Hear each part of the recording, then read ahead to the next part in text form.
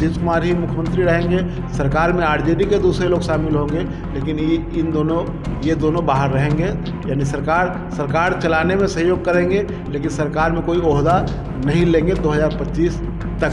चर्चा तो मीडिया में, सियासी गलियारे में ये लगातार हो रही थी कि ओवैसी की पार्टी के विधायक जो है वो आरजेडी में आने वाले हैं। लेकिन सबसे बड़ा सवाल यह है कि इनके बदलने से क्या बदला है। 3.5 महीने के भीतर बीजेपी फिर दूसरे नंबर पर आ गई है। देखने को ये मिल रहा है कि जब ऐसा हो रहा है तो बीजेपी की ओर से डैमेज कंट्रोल करने के लिए धर्मेंद्र प्रधान को भेजा गया। जो नीतीश कुमार बिहार के सियासत में केंद्र बिंदु कहे जाते हैं, जब तक वो कोई फैसला नहीं लेंगे तब तक अब ना एनडीए की कोई दाल गलने वाली है, ना महागठबंधन की कोई दाल गलने। लेकिन अब वह इस मोमेंट पर हैं, इस मौके पर हैं कि जिसको चाहे उसको कंट्रोल कर सकते हैं। किंग मेकर की भूमिका जो कही जाती है उस भूमिका में आ गए। बीजेपी चाह करके भी अब नीतीश कुमार को दबा नहीं सकती है और महागठबंधन रिक्वेस्ट मोड में ही रहेगा। नमस्ते, मैं हूं रंजीत झा और आप देख रहे हैं ट्रस्ट न्यूज और हमारे साथ हैं ट्रस्ट न्यूज के संपादक हेमंत कुमार। सर, आपका बहुत बहुत स्वागत है। धन्यवाद।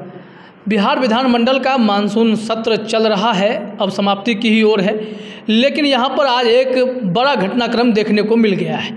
घटनाक्रम यह है कि मानसून सत्र में जो चीज़ें ठंडी लग रही थी या फिर अग्निपथ के इर्द गिर्द चीज़ें घूम रही थी, लेकिन सियासी घटनाक्रम तेज़ी से बदल गई।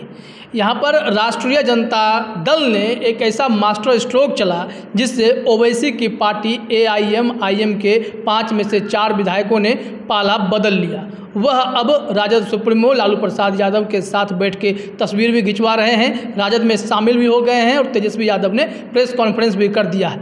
इसके साथ ही साथ अब यह चर्चा उठने लगी है कि बिहार की सियासत में इसका क्या असर पड़ेगा।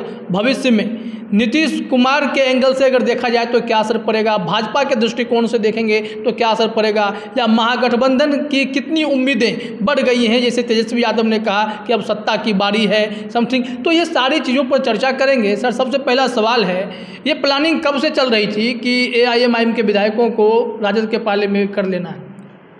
जो चीज़ें बहुत लंबे समय से चर्चा में थी वो आज हकीकत में बदल गई। चर्चा तो मीडिया में, सियासी गलियारे में ये लगातार हो रही थी कि ओवैसी की पार्टी के विधायक जो है वो आरजेडी में आने वाले हैं और उसमें उनके जो 5 विधायक हैं उसमें से 4 तो पहले आरजेडी में ही हुआ करते थे। एक अख्तरुल जो उनके अध्यक्ष हैं वो जेडीयू से गए थे उधर।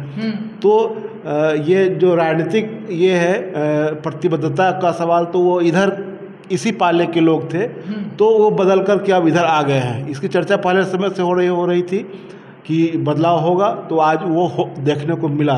और ये भी कहा जा रहा था कि जिस समय वो लालू यादव के यहाँ छापा पड़ा था उस दौरान भी ये उसी दौरान होना था, लेकिन उसकी वजह से ये टल गया था।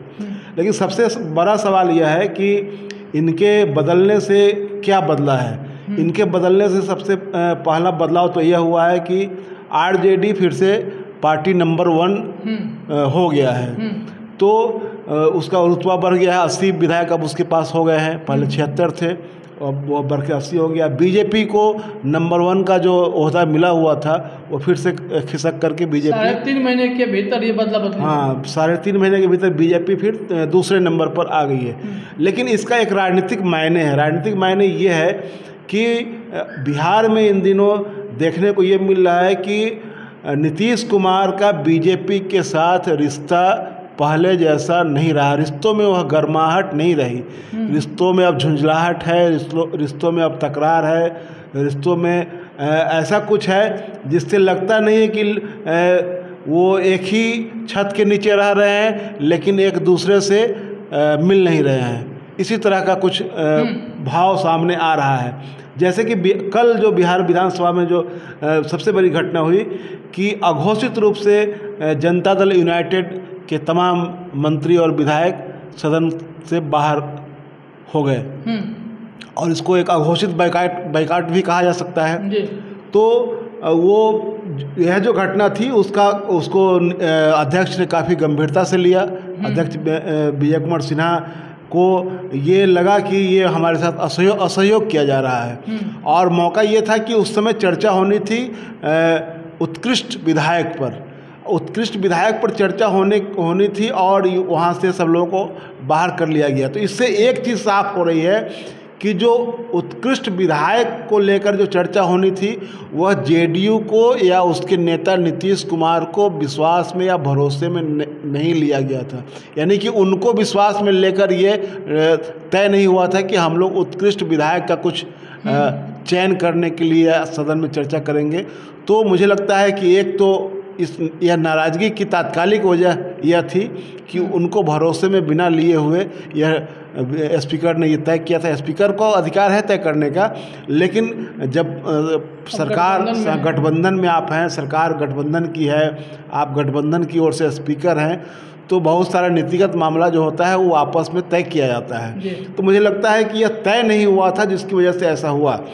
तो देखने को ये मिल रहा है कि जब ऐसा हो रहा है तो बीजेपी की ओर से डैमेज कंट्रोल करने के लिए धर्मेंद्र प्रधान को भेजा गया। धर्मेंद्र प्रधान की ओर से जो मीडिया में बातें कही गई, मीडिया में जितना धर्मेंद्र प्रधान ने कहा नहीं उतना उससे ज़्यादा मीडिया ने उसको और बढ़ाकर छापा ताकि ये लगे कि सब कुछ कंट्रोल में है। अंदर की बात यह है कि बहुत सारे अखबारों को फ़ोन गया कि इसको उसी रूप में नहीं चलाया जाए जिस रूप में दिख रहा है, यानी कि आरजेडी और ये बीजेपी और जेडीयू के बीच में कोई अंदरूनी कलह के रूप में दिख रहा है। इसको इस रूप में नहीं लाना, नहीं पेश करना है। इसको इस रूप में पेश करना है कि धर्मेंद्र प्रधान आए और ऑल इज़ वेल का मैसेज गया है, यही दिखाने जो आज मैं वीडियो देख पा रहा था, धर्मेंद्र प्रधान ने क्लियरली कहा कि होता है, अब हम लोग हैं तो एक प्रजातंत्र में इतना कम से कम स्पेस है कि लोग एक दूसरे के खिलाफ बोल देते हैं, लेकिन इससे ऐसा कुछ नहीं है। जनता ने मैंडेट दिया है तो हम लोग आगे भी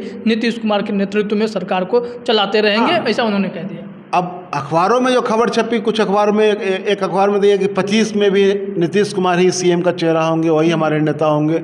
यह बात धर्मेंद्र प्रधान ने कहा ही नहीं है। नहीं, ये लाइन का प्रयोग उन्होंने नहीं किया। उन्होंने कहा कि बस जो मैंडेट, तो आप समझ सकते हैं कि अखबार, ये एक तरह से अखबार भी डैमेज कंट्रोल कर रहे हैं। तो ये डैमेज कंट्रोल करने की नौबत क्यों आ रही है? इसका मतलब है कि अंदर खाने रिश्ते बहुत अच्छे नहीं हैं और ये लंबे समय से दिख रहा है। पिछले विधानसभा के सत्र के दौरान जो तकरार हुआ, उसके बाद जो अभी जो स्थिति आई, ये जो बैठक बुलाई गई है ये समय से पहले बुलाई गई। अमूमन जुलाई में ये बैठक होती है, मानसून सत्र जुलाई में होता है, लेकिन इस बार जून में ये कर लिया गया और बहुत ही छोटा सत्र है। इस बार चर्चा तो यह भी है कि एनडीए जो विधानमंडल दल है तो उसकी बैठक भी नहीं बुलाई मानसून सत्र से पहले। हाँ, ये अमूमन होता था, पहले बैठक बुलाई जाती थी, लेकिन इस बार बैठक नहीं बुलाई गई। तो ये तमाम संकेत जो हैं वो साफ स्पष्ट कर रहे हैं, ये दिखा रहे हैं कि भीतर अंदर खाने सब कुछ ठीक ठाक नहीं है। अब ऐसी स्थिति में जो ओवैसी की पार्टी टूटी है, उसके 4 विधायक चले गए हैं आरजेडी के साथ, आरजेडी की हैसियत सदन में बढ़ गई है, तो नीतीश कुमार के ऊपर बहुत सारा गेम निर्भर कर रहा है। इसमें सवाल अब जैसे ये है कि लोगों के मन में भी चलने लगा है कि तेजस्वी यादव ने कह दिया है कि अब आगे सत्ता की बारी है, मतलब अब आगे का कदम जो होगा सत्ता अब दूर नहीं। हाँ, सत्ता अब दूर नहीं है, तो एक बड़ा फैसला लेंगे। लेकिन महागठबंधन का जो अभी स्वरूप है तो उनके साथ मिल करके भी तेजस्वी यादव सत्ता को दूर ही देख पाएंगे, क्योंकि ऐसी स्थिति तभी आ सकती है जब तक यहाँ पर फिर से जो नीतीश कुमार बिहार के सियासत में केंद्र बिंदु कहे जाते हैं, जब तक वो कोई फैसला नहीं लेंगे तब तक अब ना एनडीए की कोई दाल गलने वाली है ना महागठबंधन की कोई दाल गलने। अभी जो एनडीए जो है जिसको नीतीश कुमार नेतृत्व दे रहे हैं बिहार में और नीतीश कुमार मुखिया है सरकार के, तो उस एनडीए गठबंधन में जो दल है उनको मिलाकर के संख्या होती है 127। उसमें ये बीजेपी के 77 और उसके बाद नीतीश कुमार की पार्टी के 45 और हम जीतन राम मांझी की पार्टी के 4 विधायक और एक निर्दलीय सुमित कुमार। उनकी गिनती जेडीयू के विधायक के रूप में की जाती है, लेकिन निर्दलीय है इसलिए तकनीकी रूप से वो जेडीयू में शामिल नहीं हो सकते हैं क्योंकि उनकी सदस्यता चली जाएगी।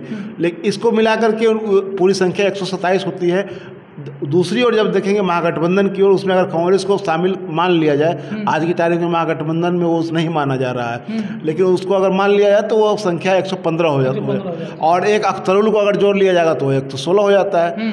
तो सरकार बनाने के लिए 122 का आंकड़ा चाहिए। अंतर ज़्यादा का नहीं है, लेकिन संख्या ज़्यादा उधर महागठबंधन के पास में 127 उधर है।